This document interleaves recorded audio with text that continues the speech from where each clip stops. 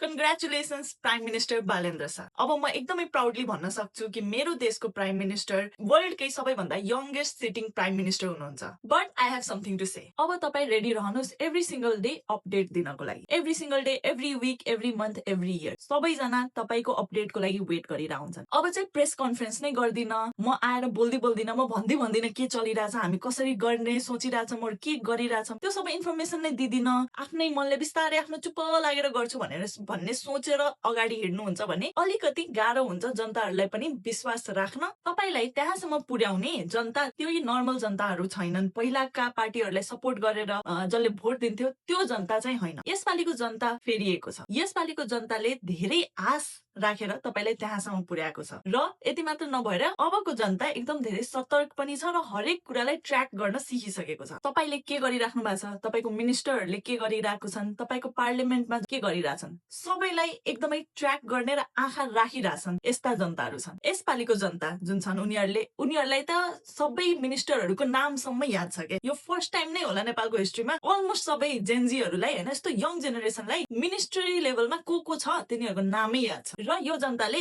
उनीहरूले गरेका each and every कामलाई पनि ट्र्याक गर्नेछन्। र एट लास्ट म के भन्न चाहन्छु भने यो जुन हाम्रो गभर्नमेन्टको स्ट्रक्चर छ नेपालमा, त्यहाँ न त प्रेसिडेन्ट नै सबभन्दा पावरफुल छ, न त लोवर हाउस, न त अप्पर हाउस, न त कोही एउटा इन्डिभिजुअल, न त कुनै party. At the end of the day तपाईको 2/3 पनि कुनै धेरै पावरफुल छैन। सबैभन्दा पावरफुल चाहिँ जनता नै हुन्। र जनताहरूले चाहिँ यो प्रुभ गरिसकेको छन् कि उनीहरूले चाहे भने जे पनि गर्न सक्छन् यो देशमा। सो एट एन्ड यो याद राख्नु होला कि तपाईको बस चाहिँ अब जनता हो।